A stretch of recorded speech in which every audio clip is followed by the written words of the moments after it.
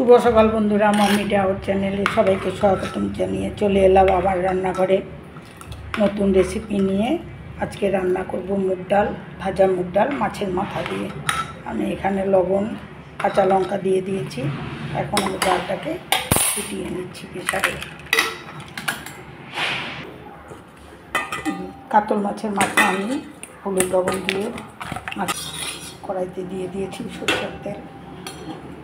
এখন মাথা দু টুকরো আমি ছেড়ে দিচ্ছি। মাথাটাকে আমি উল্টা পাল্টা করে ভেজে দিতে।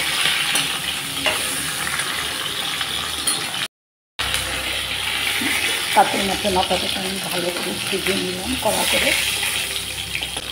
এখন উঠিয়ে নিচ্ছি। এদিকে আমি ডালও সিদ্ধ করে নিয়েছি, হয়ে গেছে আমার ডাল সিদ্ধ। এখন আমি ফোড়ন দিচ্ছি। ডালের মধ্যে দিয়ে দিলাম হলুদ গুঁড়া। এখন আমি ভালো করে নাড়িয়ে দিচ্ছি। মাছের তেলের উপরে দিয়ে দিচ্ছি শুকনো লঙ্কা আর সাদা জিরা আস্ত। দিয়ে দিচ্ছি দুটো তেজপাতা, গ্রেট করা আদা। দিয়ে দিচ্ছি 1 চামচ পরিমাণ জিরা গুঁড়া। এখন ডাল ছেড়ে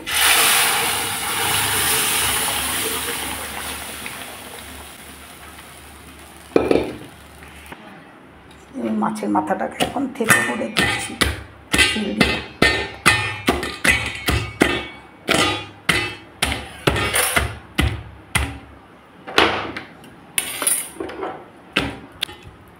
দিয়ে দিলাম ডালের মধ্যে। রান্না করে নিলাম কাতল মাছের মাথা ভাজা মুগ ডাল দিয়ে, আদা জিরা বাটা দিয়ে।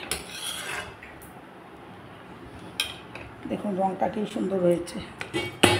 এখন ডালটা আমি সার্ভ করে নিচ্ছি। সার্ভ করে নিলাম মাথা দিয়ে মুগ ডাল, ভাজা মুগ ডাল। এখন আমি রান্না করব ডিমের কালিয়া। ডিমের কালিয়া করার জন্য আমি মশলাটা করে নিচ্ছি। নিয়ে নিলাম 6টা শুকনো লঙ্কা ভিজিয়ে রেখেছিলাম। নিয়ে নিলাম 2টো ছোটো পেঁয়াজ টুকরা করে। ছোট্ট একটা রসুন নিয়েছি কয়েক কোয়া। আর দিয়ে দিচ্ছি 1/2 চামচ পরিমাণ ধনে গুঁড়া। জল সেটা পেস্ট করে নিচ্ছি। পেস্ট করে নেব। তখন মাখানো ডিমগুলো ছেড়ে দিচ্ছি। ডিমগুলোকে আমি হালকা করে ভেজে নেব। ডিমগুলো ভেজে নিলাম।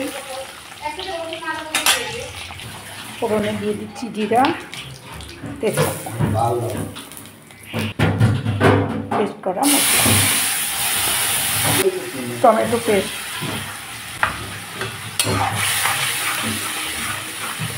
আমি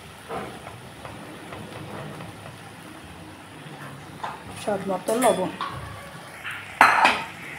দিয়ে দিয়েছি পরিমাণ মতো। এখন ওই মশলাটাকে ভালোভাবে কষিয়ে নেব।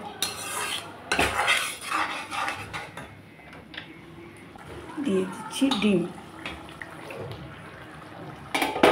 আমি ডিমের সাথে মশলাটাকে আরও 5 মিনিটের মতো কষিয়ে নেব। রান্না করে নিলাম ডিমের কালিয়া। আমার এই রান্নাগুলো যদি তোমাদের ভালো লেগে থাকে অবশ্যই একটা লাইক শেয়ার করে দিও, কমেন্ট করে দিও। আবার নতুন ভিডিও নিয়ে দেখা হবে। আজকের মতো এই পর্যন্ত। আমার পাশে থেকো।